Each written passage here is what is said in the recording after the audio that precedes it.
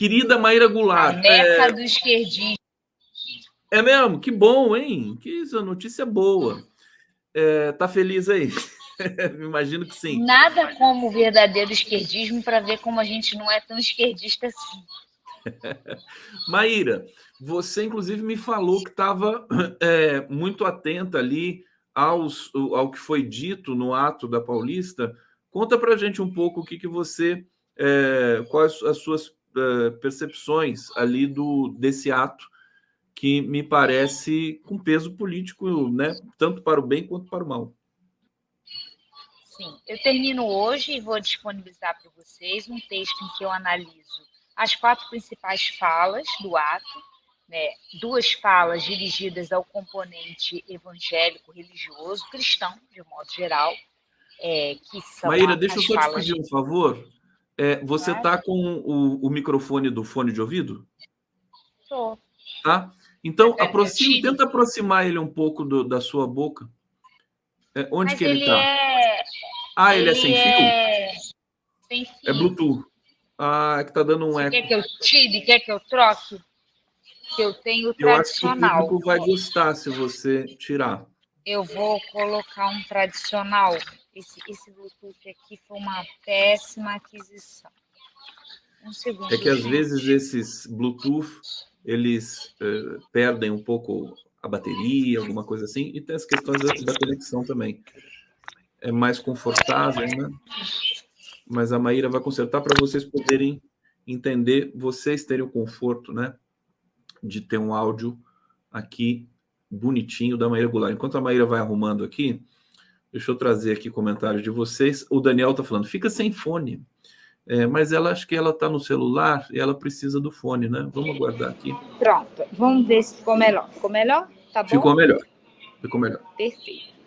Eu estava comentando com vocês que hoje eu termino um texto em que eu vou analisar os 4 principais discursos da manifestação, porque eu acredito que eles oferecem um raio-x interessante do que é o bolsonarismo hoje.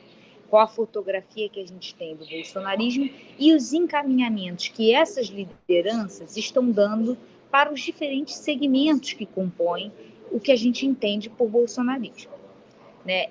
Essas lideranças, elas, embora estejam dentro desse guarda-chuva, elas se dirigem a segmentos com inflexões distintos, né?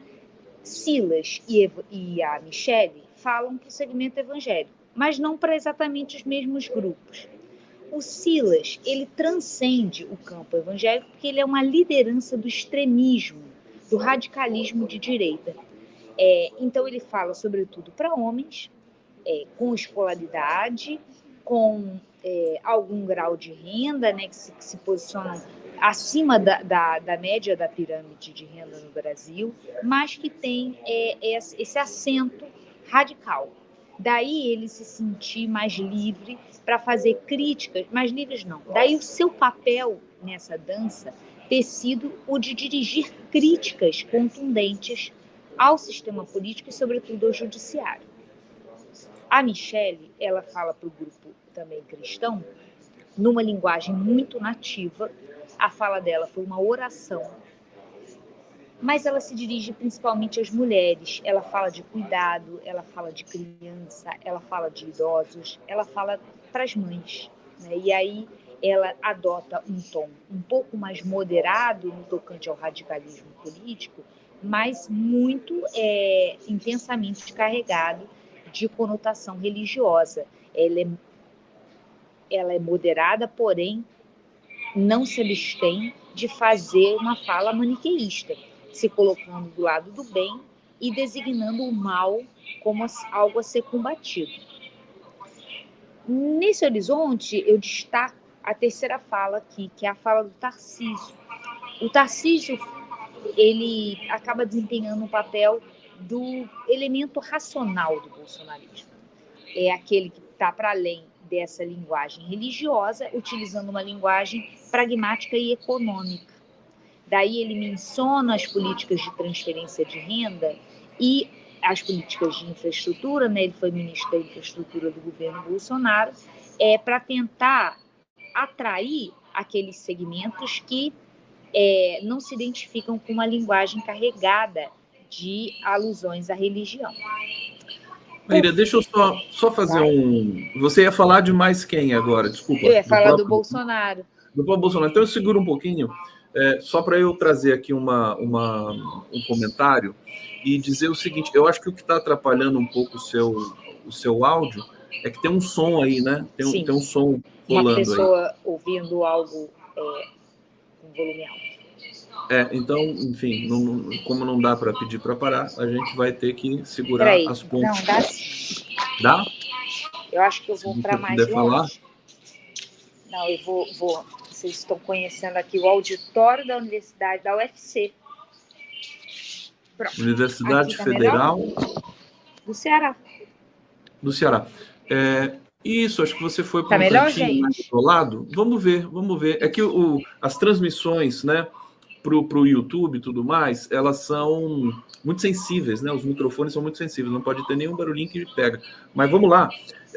Eu queria te perguntar, o Malafaia ficou enlouquecido com a repercussão da fala dele. Eu vou até colocar um trechinho do vídeo que ele publicou hoje nas redes, para a gente ver aqui. Um trechinho muito curtinho, para ver o desequilíbrio desse cara, né? É uma coisa assim impressionante.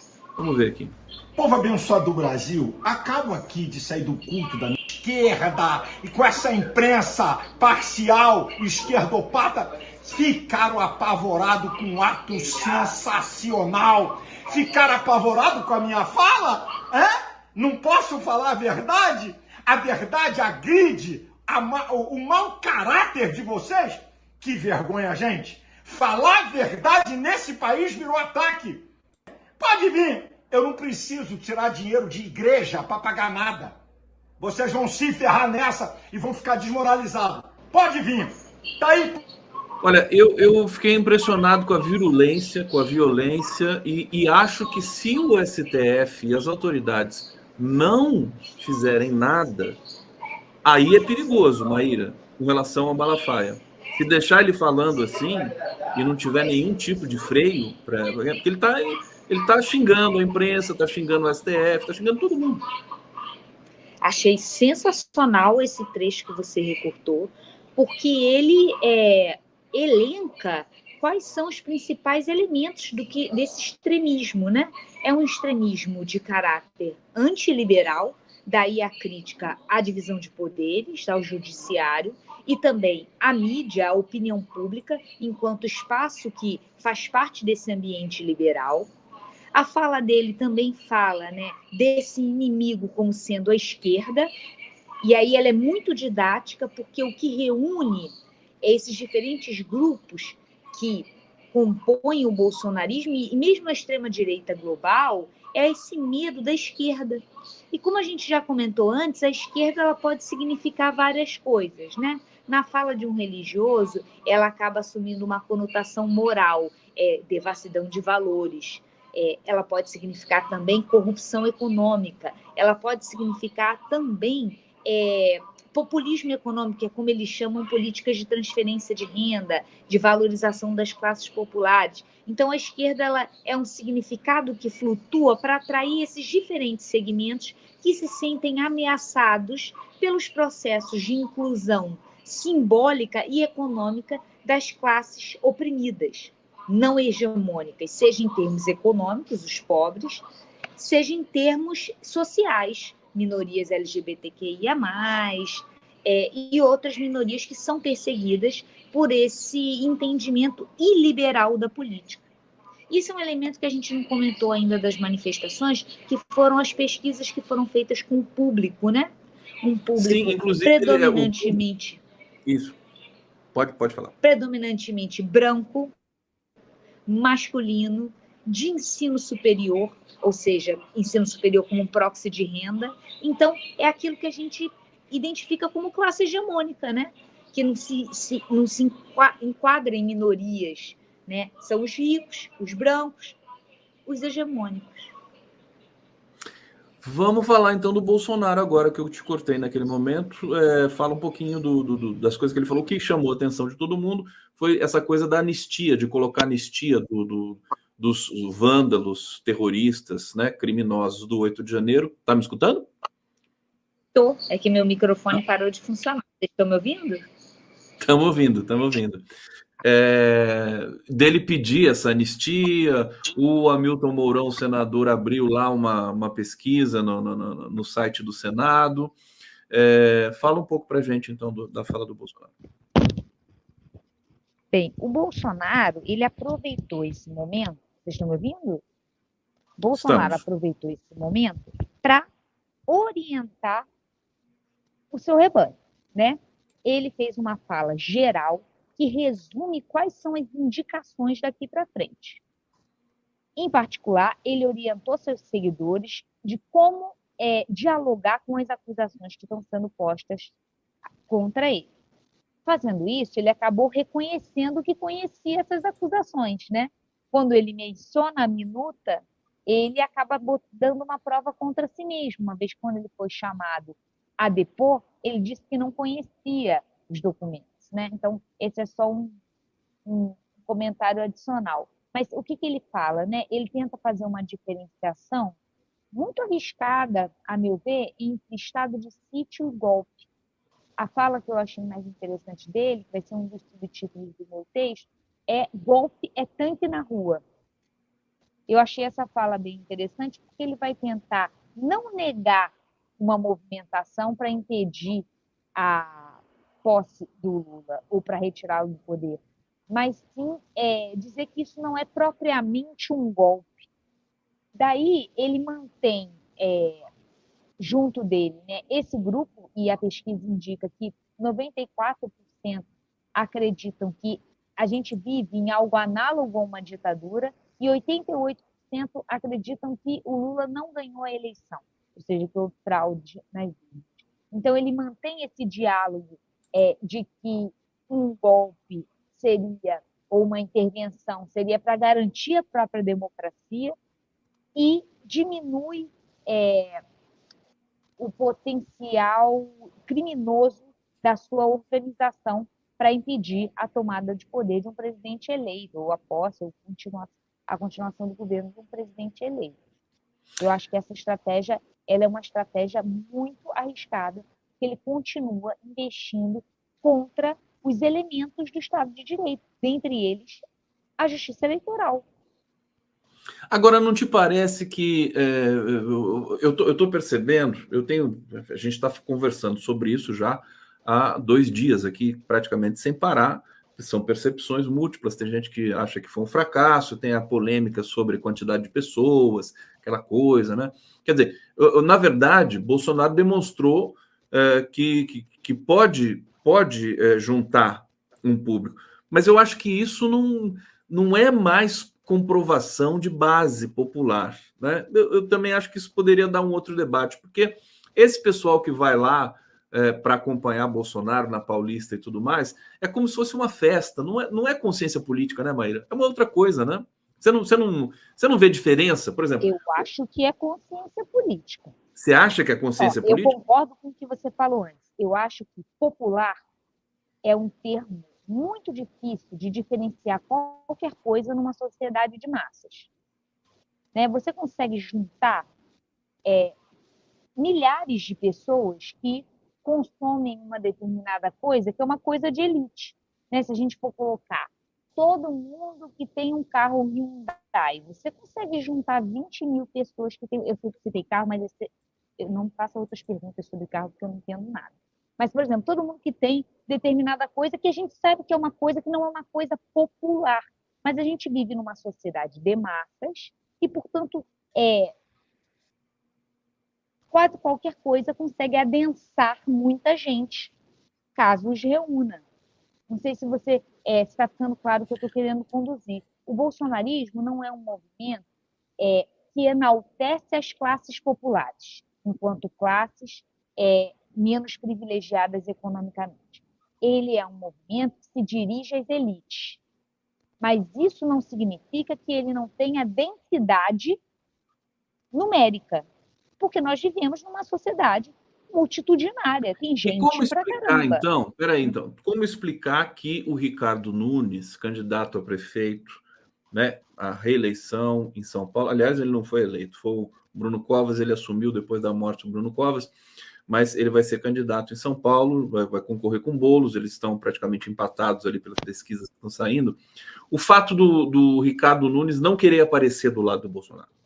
Como é que você explica isso? Isso aí é um elemento muito interessante das nossas elites políticas, porque muito mais do que ideológicas, elas são fisiológicas. Elas querem estar perto de onde está o núcleo dos cargos e recursos.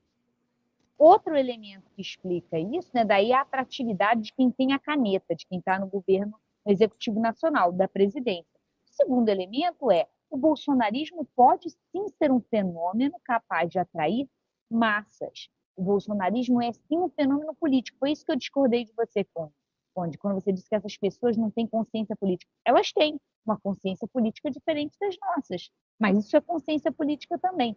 O que eles são é uma minoria política extremista.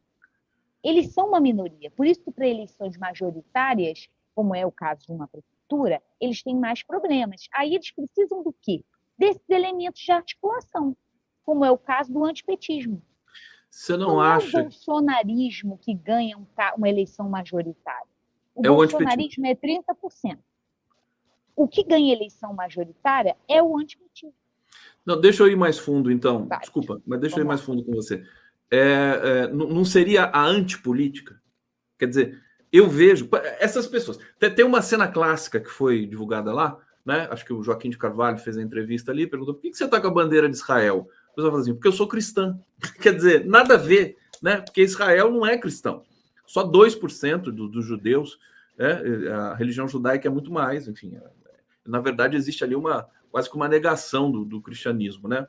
Não sei se eu estou falando besteira aqui, mas enfim. No texto que eu vou colocar para vocês, eu vou botar links que vão levar vocês para palestras e textos sobre o sionismo cristão, que é uma chave de leitura muito tradicional em quem estuda religião, estuda evangélicos, que mostra como o Primeiro Testamento, e com isso, né, Israel como um povo que herda o Primeiro Testamento, é utilizado como manifestação de ortodoxia religiosa, ortodoxia cristã, como se o Primeiro Testamento fosse o verdadeiro testamento, aquele daqueles que são ortodoxos. Por isso que as alusões a Israel, elas são muito comuns entre os evangélicos mais radicalizados. Isso não é algo que ocorre agora, mas tem sim uma inflexão no momento.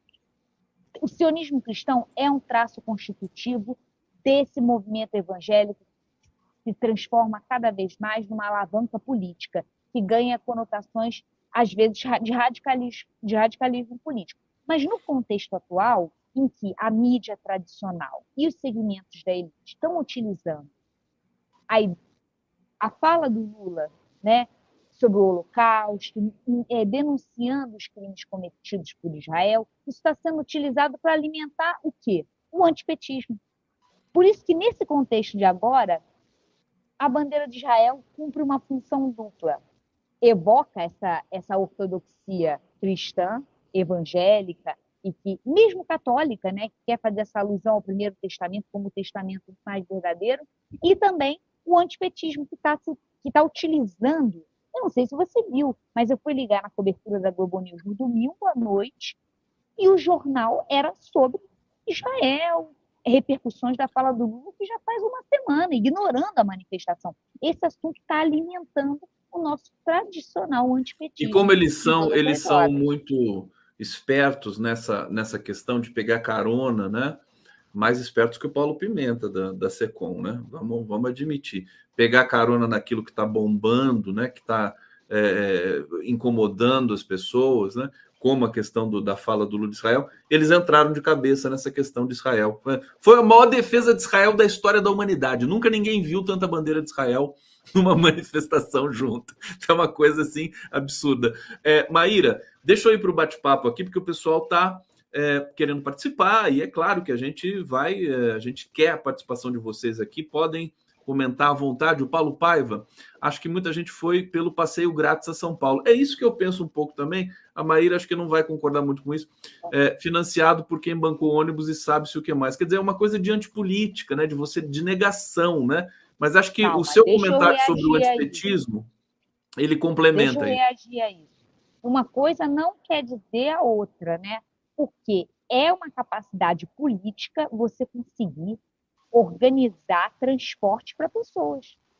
Sim. O bolsonarismo difere de outros movimentos mais tradicionais de direita porque ele tem capacidade de organizar redes, de organizar grupos, de organizar recursos econômicos e de fazer essa manifestação. Não, Isso e a não é um ativo militância político, Paulo. é um ativo político, tudo bem. E a militância, se a gente pode chamar de militância, quer dizer, os seguidores, né? Eles são disciplinados e obedientes, né? Que é uma coisa que a esquerda não é muito. Aliás, até por uma questão estrutural de conceito, né? Quer dizer, nós temos o espírito crítico. Já pensou se eles tivessem espírito crítico? Ô, Maíra, querida, deixa eu trazer aqui o Carlos Augusto de Bonis Cruz, está dizendo: o fracasso do PSDB como opção de combate ao PT fez os diabos velhos saírem do armário. O extremismo misturado com religião é a herança da derrocada tucana. Os evangélicos são a oposição política, sem eles Bozo não existiria. Obrigado, Excelente, Carlos Carlos. Augusto. Diga, você quer Concordo muito comentar? com você. Quero sim, quero Por favor. comentar esse comentário que eu achei excelente, mas só chamo a atenção que entre os tucanos já havia muita gente da Opus Dei, que é uma outra faceta do radicalismo religioso. Então, temos componente religioso também na direita tradicional. Não é uma invenção. Bolsonaro inventou muito pouco. Talvez o que ele tenha de traço distintivo, onde é essa capacidade de arregimentar redes, de gerar engajamento, de gerar essa estruturação e coesão. Mas já foi melhor também, né? Quer dizer, essa capacidade dele já foi melhor. Olha, a Elia Argolo, que adora você, Maíra, está dizendo aqui: onde leio esse texto da Maíra? A Maíra vai me entregar, vai publicar. Como é que você vai fazer esse texto que Eu você está vou te escrevendo? entregar, eu vou te mandar hoje, é porque em virtude do Congresso do Andes, onde eu sou uma minoria e venho para ser esculhambada, eu atrasei um pouco, eu vou entregar hoje. Então, assim que a Maíra me entregar, eu vou jogar nas minhas redes e vou mandar também para os sites parceiros para publicar, tá bom? Aí vocês leem lá, coloco na minha comunidade também no YouTube, tá bom, meus amores? Maíra, o seguinte, e o rescaldo final desse processo, né? Eu queria um veredito teu no sentido de que qual é o próximo passo, qual é o desdobramento. Eu senti que o Malafaia está querendo ocupar o lugar do Bolsonaro. O Fernando Horta fez uma análise muito interessante ontem, de que todos os discursos ali tratavam o Bolsonaro como alguém já carta fora do baralho, como alguém que já estava preso. O Malafaia, o Gustavo Gayer, a própria Michelle Bolsonaro. Quer dizer, o Bolsonaro já foi preso, eles estão querendo espólio, estão brigando pelo espólio do Bolsonaro. Você concorda com essa leitura? Concordo. Eu concordo, e esse é um problema para todo fenômeno carismático, que é o problema da sucessão. Isso vai sim ser um drama, mas até 2026 falta muito tempo. Não acho que a gente tenha uma canibalização agora entre essas lideranças. Elas estão sendo utilizadas para falar com grupos nichados dentro do bolsonarismo. Um mais feminino, um mais feminino e moderado, Michele. Um mais masculino e radicalizado, Silas. Um mais masculino e moderado, que é o Tarcísio. E é ele que está ficando com a maior parcela desses apoiadores, segundo a pesquisa que foi conduzida no final durante a manifestação. Né? Ele foi o indicado como possível sucessor. Isso não significa ainda nada, para 2026 falta muito tempo, mas qual é o grande saldo? Foi a pergunta que você me fez. Né? O saldo é: isso não afeta as investigações da Polícia Federal.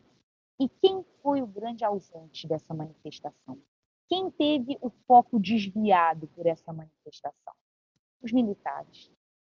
Antes, na semana passada, a gente só falava dos militares, de investigar, de punir, de prender esses militares. O Exército já estava arrumando as celinhas deles. E essa manifestação tirou um pouco o foco disso. Bolsonaro, quando fala golpe é tanque nas ruas, ele está dizendo não teve tanque, não teve militar. A gente fez uma orquestração civil. Eu chamei, foram os ministros. Eu chamei o Conselho dos Ministros. Não, vamos voltar a falar dos militares, porque é disso que a gente não pode perder o foco. Bolsonaro já perdeu nas urnas. Daqui para frente é uma desidratação e uma derrocada. Dos 13 governadores que foram eleitos com apoio de Jair Bolsonaro, só foram 4. O que a gente tem que ter atenção é com essa vertebração em armas do bolsonarismo, que são os militares. Essa manifestação tirou o nosso foco disso.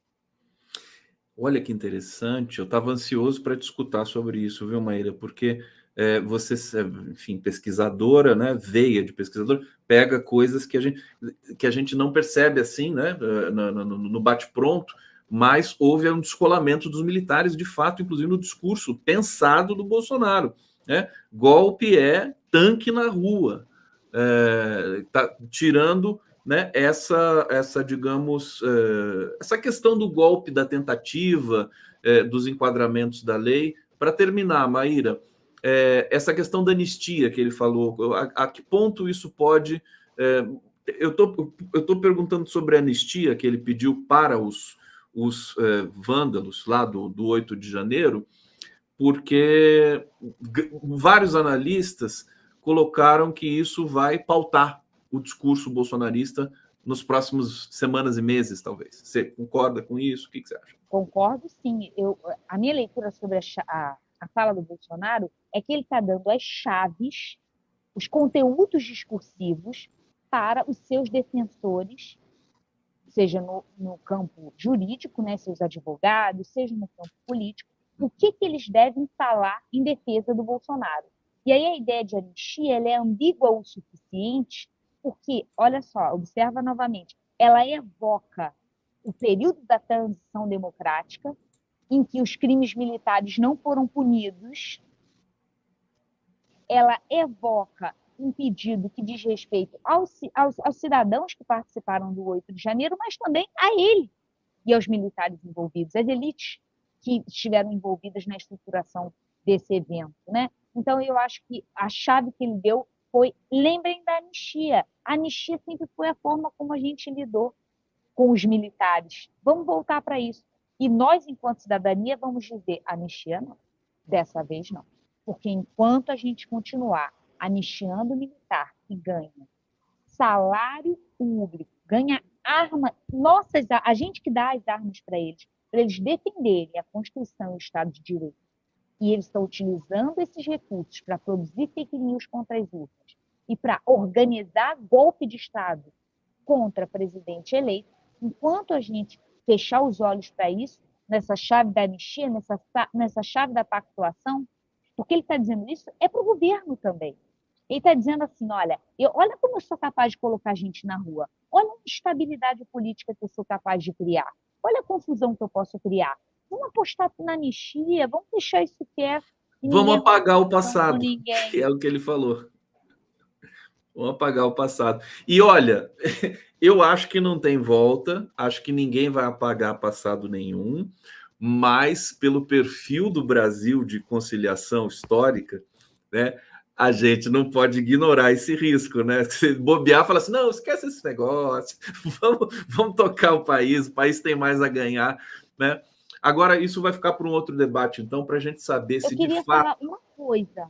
Fala, querida. Fazer uma homenagem nessa fala. Nessa semana que passou, a gente perdeu um grande intelectual, o Werneck Viana. Werneck. E a tese central do Werneck era a revolução passiva, que é exatamente essa ideia, né? Não sei se você... Existe um livro dele, convido a leitura, Revolução Passiva, em que ele fala o seguinte, o Brasil ele se caracteriza por transições pactuadas, que é exatamente disso que a gente está falando. Um acordão com o Supremo em tudo, em que no final as modificações vão ser moleculares, em que no final as elites nunca são punidas, porque elas fazem parte da transição. Elas estão sempre no governo que entra também. Elas conseguem sempre fazer valer a sua vontade. Maíra Goulart, eu já estou colocando a Soraya Mendes aqui na nossa tela, porque ela vai continuar conosco aqui. A Maíra vou liberar a Maíra, passando o bastão aqui para a Soraya Mendes. Soraya, querida, seja muito bem-vinda. Oi, Soraya, tudo bem? Olá, Maíra, olá, Conde, olá, comunidade 247, alegria te ouvir, Maíra, uma alegria também estar aqui para conversar com o Conde agora na sequência. Maíra, muito obrigado, viu? Boa sequência aí na UFC. Semana que vem estamos juntos de novo. Beijo. Beijinho. Boa tarde a todos.